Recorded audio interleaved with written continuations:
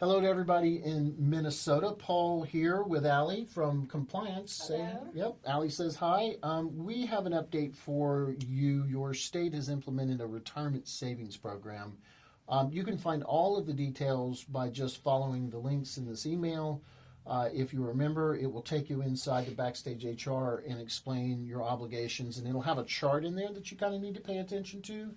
Because there's some deadlines.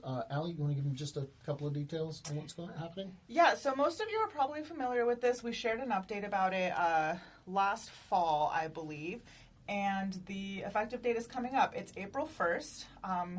One thing to note, the effective date is staggered, essentially. So it's technically April 1st, but that's only for employers that have 100 or more employees.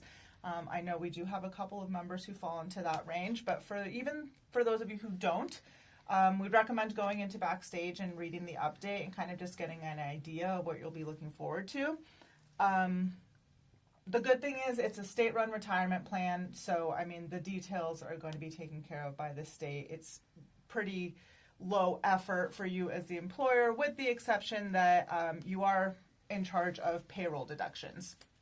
So when we say you're in charge of payroll deductions, we don't mean you literally. We mean that you need to facilitate this through your Correct. payroll company. So if you don't love your payroll company, this is something that our payroll company would do for you. So if you're thinking about switching, Now's the time. That's a shameless self-promotion of our payroll company with high service and great accuracy.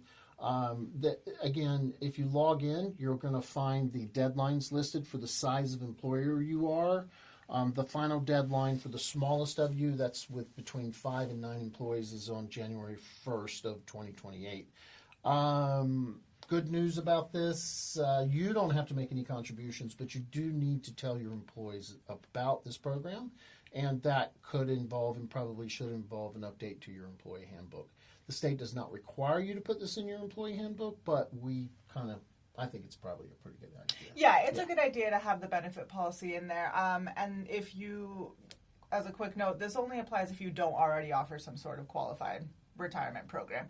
For those of you who do, obviously you won't need a policy update, but you do have to apply for an exemption with the state. So don't ignore this, because you still do need to go onto that portal. Go talk to your broker. Yeah, and you'll be getting information from the state as well. There's typically an ID number that gets sent out for these sort of things so that you can qualify for that exemption online. Okay, last thing. If you have any further questions about this, since you're probably watching this from inside of Backstage HR, there's a little place that says My Tickets.